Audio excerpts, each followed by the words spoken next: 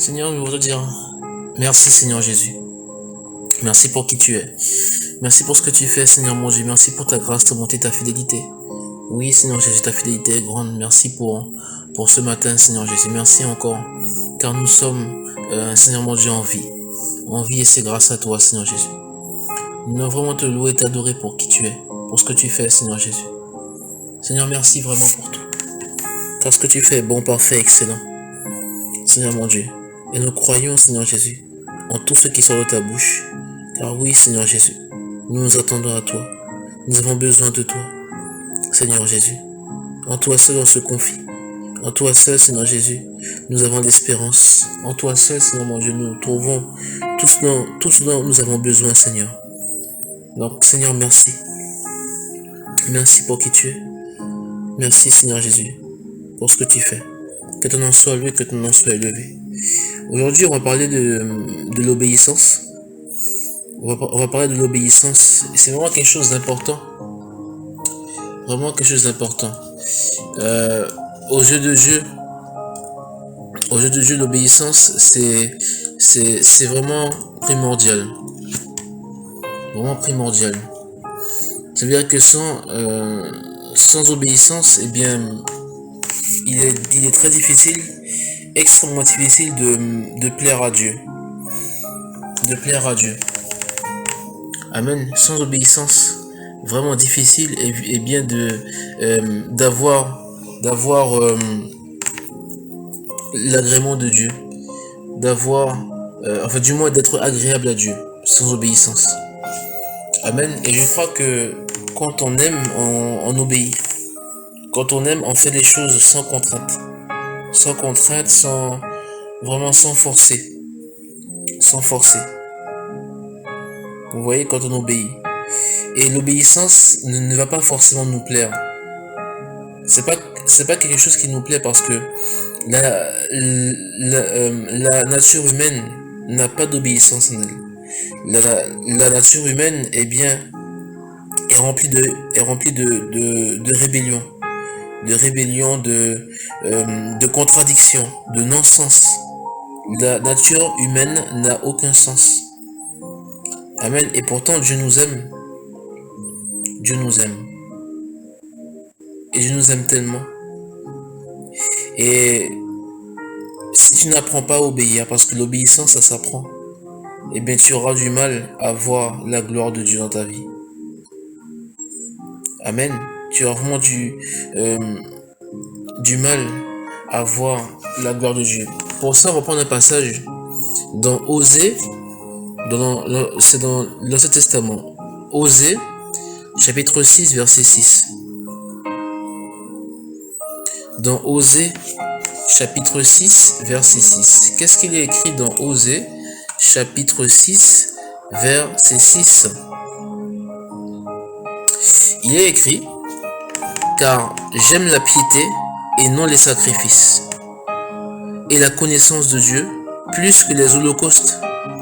Je vais répéter, Osée 6, verset 6, il est écrit: car j'aime la piété et non les sacrifices, et la connaissance de Dieu plus que les holocaustes. Ça nous rappelle un passage que nous connaissons très très très bien, du moins un passage dont on a entendu parler, ou si tu écoutes ça pour la première fois, eh bien, ça rappelle un autre passage qui est assez célèbre. Dans 1 Samuel 15, verset 22. 1 Samuel 15, verset 22, allez, on va aller jusqu'à 23. 1 Samuel 15, verset 22 à 23, il est écrit: Samuel dit: l'Éternel trouve-t-il du plaisir dans les holocaustes et les sacrifices, comme dans l'obéissance à la voix de l'Éternel?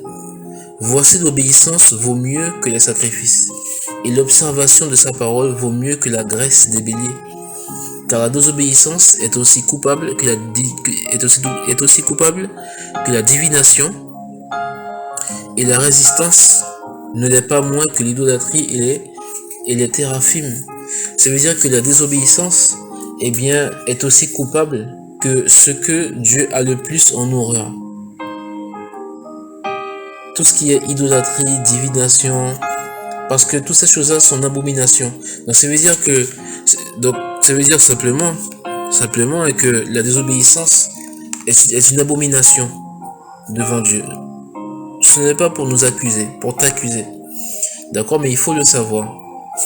Parce que si la désobéissance est aussi coupable que la divination, et la résistance aussi coupable que l'idolâtrie et les téraphimes, ces choses qui sont abominables devant l'Éternel, alors la désobéissance est une abomination.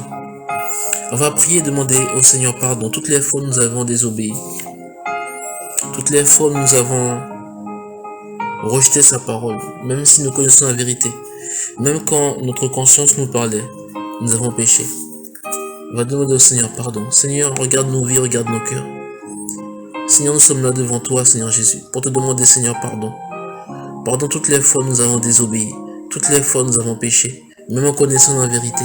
Toutes les fois, Seigneur Jésus, toutes les fois, Seigneur Jésus, où tu nous as parlé par notre conscience, où tu nous as invectivé, mon Dieu, et nous avons désobéi. Nous n'avons pas voulu écouter. Pardon, Seigneur, pour Seigneur, et pour nos cœurs qui sont durs. Pardon, Seigneur, pour nos cœurs fermés. Pardon, Seigneur, pour avoir refusé de t'obéir. Viens nous laver, viens nous purifier, Seigneur, par ton sang. Que ton sang, Seigneur, Dieu, nous lave, on nous sanctifie. Que ton sang lève toutes ces souillures du péché, de la désobéissance dans nos cœurs. Nous voulons de partir sur une nouvelle base avec toi. Une alliance nouvelle avec toi, Seigneur Jésus. Amen. Amen et amen. C'est vraiment important de demander pardon avant. C'est extrêmement important. Et l'obéissance, c'est quelque chose que personne ne fera à notre place. Personne n'obéira à notre place.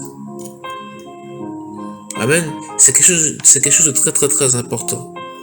Et un des moteurs de l'obéissance, c'est l'amour. C'est l'amour. Si Dieu ne nous remplit pas de son amour, on aura du mal à obéir. On aura trop de mal même à obéir. Amen. Donc après avoir demandé pardon, on va demander au Seigneur de nous remplir de son amour, de nous remplir de sa compassion. Amen. Seigneur, regarde nos vies, regarde nos cœurs. On a tellement besoin de toi, Seigneur Jésus. Viens nous remplir de ton amour. Viens nous abreuver. Viens nous nourrir de ton amour, Seigneur mon Dieu. Que ton amour puisse couler en nous. Que tu puisses apposer ton amour en nous, Seigneur Jésus. Que l'on soit rempli de compassion, d'amour, afin justement, Seigneur, de pouvoir t'obéir. T'obéir sans contrainte, sans arrière-pensée. T'obéir sans être forcé, Seigneur. Et que même si cela ne nous fait pas plaisir, à notre chair, alors, par l'amour que tu as mis en nous, Seigneur, nous pourrons obéir. Par l'amour que tu as mis dans nos cœurs, alors nous chercherons à t'obéir à tout prix, à observer ta parole, à méditer sur ta parole, Seigneur. Merci encore pour l'amour que tu nous donnes. Merci pour l'amour qui est à disposition, Seigneur Jésus, parce que tu es amour. Que ton nom soit loué, que ton nom soit élevé, Seigneur Jésus. Amen et amen. C'est extrêmement important de chercher à obéir, d'avoir ce cœur obéissant, d'avoir ce cœur d'enfant qui obéit, parce que l'Éternel est notre Père. L'Éternel est notre Papa. Amen. Il est notre Papa et il veut vraiment le meilleur pour nous. Il veut le meilleur pour nous. Et c'est vraiment important. C'est extrêmement important. Maintenant, on va prier. On va prier parce que dans Philippiens 2, verset 13, il est écrit. Dans Philippiens 2, verset 13. On va même prendre Philippiens 2, verset 12 déjà. Philippiens 2, verset 12. Verset 12 à 13. Qu'est-ce qu'il est écrit? Il est écrit: Ainsi, mes bien-aimés, alors comme vous avez toujours obéi, travaillez à votre salut avec crainte et tremblement, non seulement comme en ma présence, mais bien plus encore maintenant que je suis absent. Car c'est Dieu qui produit en vous le vouloir et le faire, selon son bon plaisir. On va s'attarder sur le verset 13. Car c'est Dieu qui produit en vous le vouloir et le faire, selon son bon plaisir. On l'a dit tout à l'heure, là, l'obéissance n'est pas innée. On ne naît pas obéissant. Il n'existe pas de bébé qui grandit, qui devient un enfant, un adolescent et un adulte qui grandit et qui a l'obéissance de nature. La nature humaine, elle est rebelle. Elle est rebelle. Elle est rebelle. Toujours en contradiction. La nature humaine a du mal à se soumettre à l'autorité, quelle que soit l'autorité. Il suffit de voir un enfant à qui on dit ne fais pas ça, ne touche pas ça, et il va le faire quand même. Ce n'est pas qu'il le fait, comment dire, vraiment volontairement, c'est qu'il y a cette nature de rébellion. Et nous, en tant que parents, on éduque nos enfants, on corrige nos enfants. On les corrige quand ils font quelque chose de mal. Et bien le Seigneur fait la même chose avec nous. Il nous corrige. Il nous corrige. Quand on fait quelque chose de mal, par amour envers nous. On prend des tapes, on prend des claques, ça peut arriver avec le Seigneur, mais c'est pour notre bien. C'est pour ça qu'on a besoin qu'il produise en nous ce vouloir et le faire, de chercher à l'obéir, de chercher l'obéissance. Amen. On a vu dans le verset 12 de travailler à notre salut avec crainte et tremblement, d'avoir la crainte de Dieu. Vraiment, la crainte, ce n'est pas avoir peur de Dieu. Ce n'est pas avoir peur de Dieu, c'est de le respecter pour qui il est. Le respecter vraiment, avoir ce respect profond de sa personne. C'est ça la crainte de Dieu.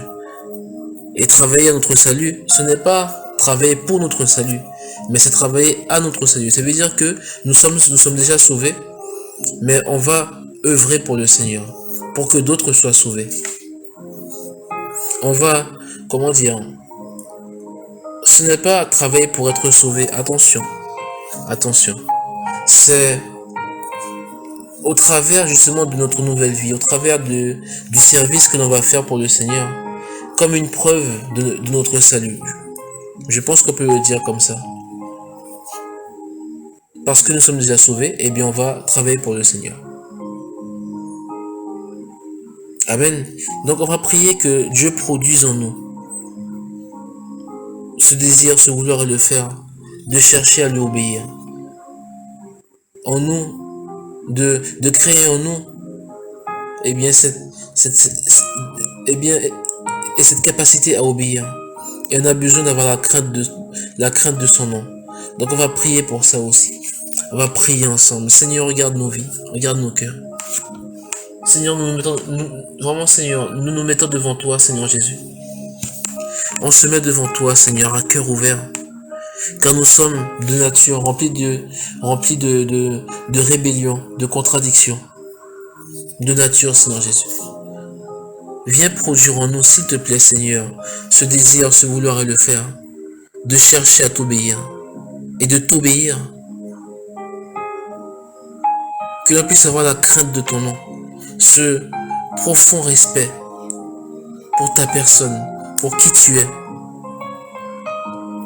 en plus de l'amour que tu as posé en nous, afin que notre obéissance te soit agréable, que l'observation de ta parole te soit agréable, Seigneur.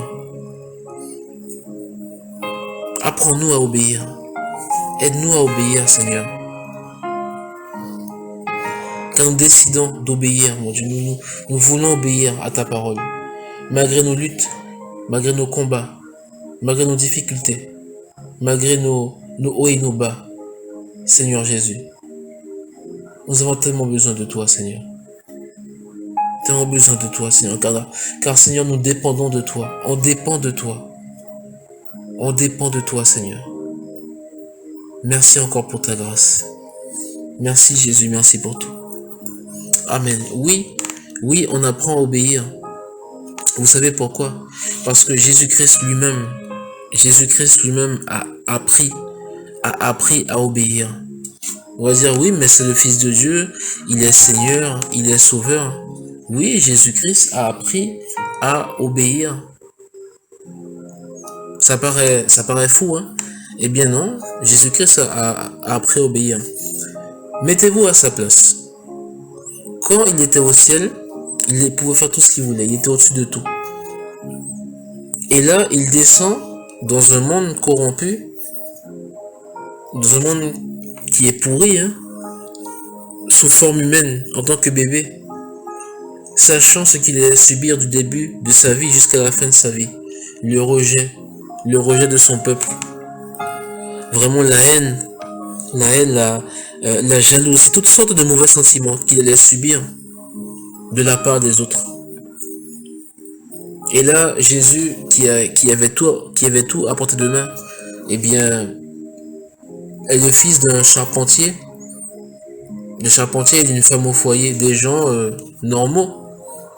Jésus a vécu dans la faim, dans la soif, dans la fatigue. Jésus a vécu ces choses-là. Des blessures, des coups durs, Jésus a vécu ces choses-là. Mais Jésus était obéissant. D'abord, Jésus obéissait à ses parents. Jésus a obéi à ses parents. Jésus était obéissant envers les autorités. Tu pourras le lire vraiment dans les évangiles, Matthieu, Marc, Luc et Jean. Au début, tu verras qu'il est écrit, Jésus, eh bien, était obéissant envers ses parents. Il grandissait en force, en sagesse, en courage. Amen. Donc, Jésus aussi a appris l'obéissance. Et ça, tu le vois dans Hébreux 5. Dans Hébreux, chapitre 5, verset 7.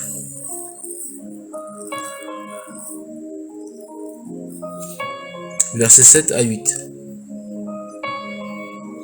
Hébreux chapitre 5, verset 7 à 8. Il est écrit, c'est lui qui, dans les jours de sa chair, ayant présenté avec de grands cris et avec larmes des prières, des supplications, à celui qui pouvait le sauver de la mort, et ayant été exaucé à cause de sa piété, a appris, bien qu'il fût fils, avec un F majuscule, bien qu'il fût fils, l'obéissance par les choses qu'il a souffertes. On peut continuer au verset 9, mais arrêtons-nous un instant sur le verset 8. Il a appris, bien qu'il fût fils de Dieu, l'obéissance par les choses qu'il a souffertes. L'obéissance par les choses qu'il a souffertes. Et qui, donc au verset 9, et qui, après avoir été élevé à la perfection, est devenu pour tous ceux qui lui obéissent l'auteur d'un salut éternel. Donc Jésus nous a montré la voie. Jésus nous a montré la voie. Jésus a ouvert le chemin. Jésus est le modèle. Jésus est l'exemple. Il est l'exemple. Donc si tu cherches à suivre Jésus, prenons exemple sur lui. Parce qu'il est écrit, il a appris l'obéissance par les choses qu'il a souffertes.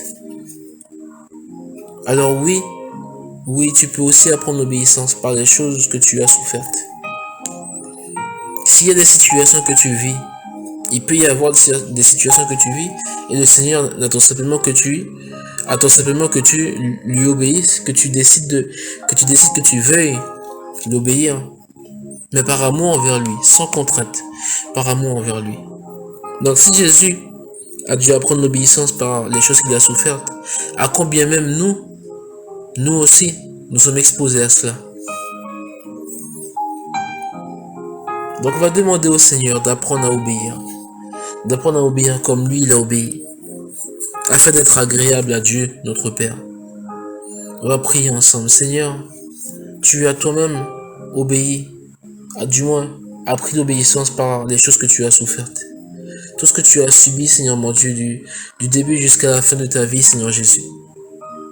Et tu as obéi à tes parents, tu as obéi à notre Père, Seigneur Jésus, jusqu'à la croix, tu es resté obéissant. Même en sachant ce que tu allais vivre, eh bien tu es resté Seigneur Jésus, obéissant. Apprends-nous à obéir. Apprends-nous à faire comme toi, Seigneur. Apprends-nous, Seigneur mon Dieu, à regarder à toi. Apprends-nous vraiment à observer ta parole. Apprends-nous, Seigneur Jésus, à te suivre. Que tu sois pour nous un modèle véritable, un modèle dans l'amour, dans la joie, dans l'obéissance, dans l'observation de la parole. Car Seigneur, nous voulons avoir les mêmes sentiments qui étaient en toi. Et être les personnes dont tu veux que nous soyons, Seigneur Jésus. Merci, Seigneur Jésus.